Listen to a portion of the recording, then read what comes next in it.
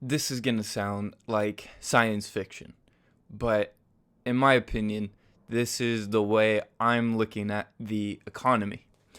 In March 2020, there was a 30% drop in the stock market. And this had me thinking. On top of the relief package, we had trillions of dollars entered into the economy as a stimulus recovery for a certain crisis. But I think that there's more to it. I think that some of the money must have been relief to the massive corporations and the stocks that needed to be prolongedly inflated. And where we're at right now in the state of the economy is an asset bubble of many assets. And I think that the next recession will be a period of deflation followed by some inflation. And I just don't see how the US dollar will inevitably last as the world's reserve currency. I saw this tweet that said 3 years after the Soviet Union came back from Afghanistan, they collapsed. And I'm thinking that if we follow this thought process and apply it to the United States, if the United States, let's say, comes out of Afghanistan and the Middle East in September, as Joe Biden says, then maybe there's a 3 year period where the military industrial complex, which is a honeypot of $5 trillion circulating, ceases to exist in some manner, or at least decreases in size. So then you have this total massive sector of our economy just plummeting. And I think this could devalue the dollar. Plus, with all the money we're creating, this lowers the purchasing power of each dollar, and people will lose trust in it. And you have the IMF, with their SDRs trying to become the new world reserve currency. But all I can say is good luck. I think that Bitcoin has a strong case to make a run at being a world reserve currency. I think that if Bitcoin is what it is, which I think it is, then gold will become archaic and a material of the earth that is just something natural, but not is a commodity. A commodity should not be used as a currency per se if you have a service that can be a currency. Bitcoin is a digital service that fills the role of a currency, and with its set I don't want to say stock, but amount at 21 million and divisible to the, what is it, eighth or 10 decimals, you have a strong case for Bitcoin becoming the world's reserve currency.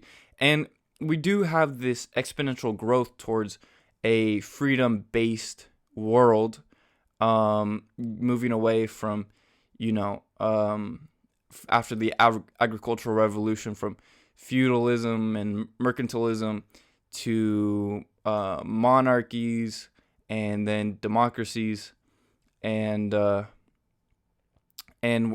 I think we're coming to the stage with technology and hopefully a currency that is completely separate from a monopolized group, that we can come back to the individual holding as much sovereign power over his life as he possibly can.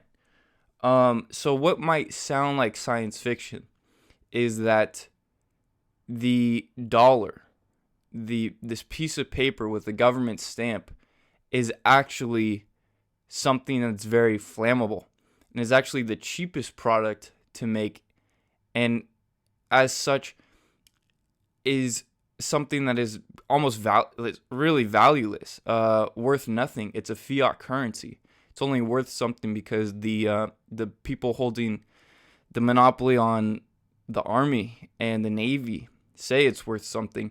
And if you want oil, you gotta trade in pieces of paper.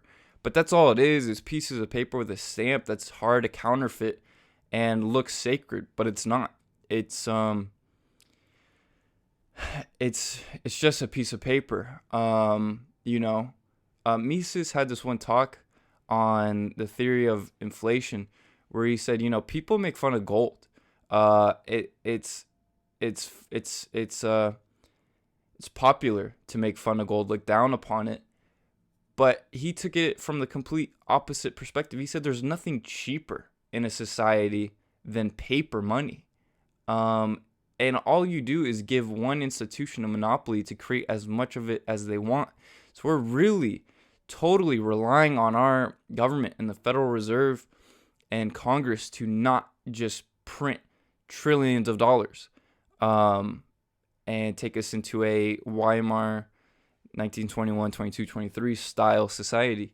And what's really interesting is the Senate of Budget or something, the Senate of Budget Committee, I don't know. That position is held by Bernie Sanders. His right hand man to that position, or his the economic consultant of Bernie Sanders, is the author of Modern Monetary Theory. Blanking on her name, but that's all right. She's kind of irrelevant.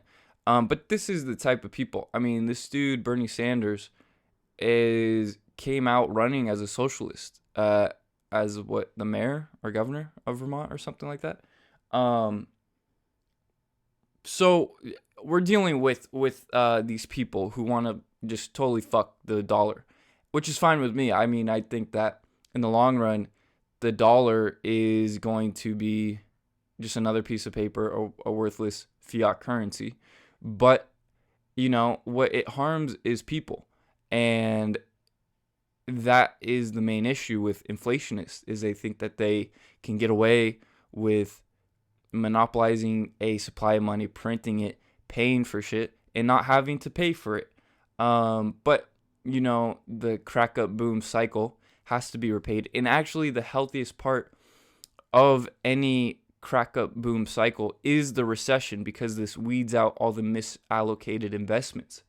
But people don't want to see it that way. They think we have this actually incentivized spending society, which lowers our time preference and actually encourages us to make shorter time preference investments.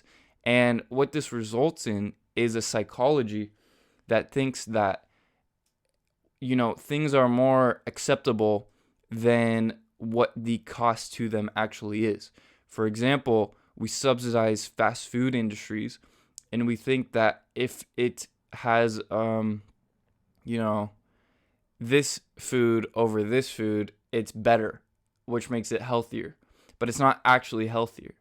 I don't even know a good example for this, but it's I don't even know. Like we have salad, but the salad is with this dressing that's not very healthy. But it's healthy because it's automatically a salad. But the salad is a salad of fried foods. So it's kind of a bad example. But the point being that your psychology is distorted when the central nervous system of an economy, which is money, is distorted. And this results in not only your personal choices, but also at the macro societal level, the investments, the choices presented to you are distorted. We subsidize certain industries to bring things about to people, and it has all these unintended consequences. And I'm very bullish on Bitcoin because it is what it's saying it is. It hasn't been hacked or corrupted. The supply is at a fixed amount, unlike most fiat currencies.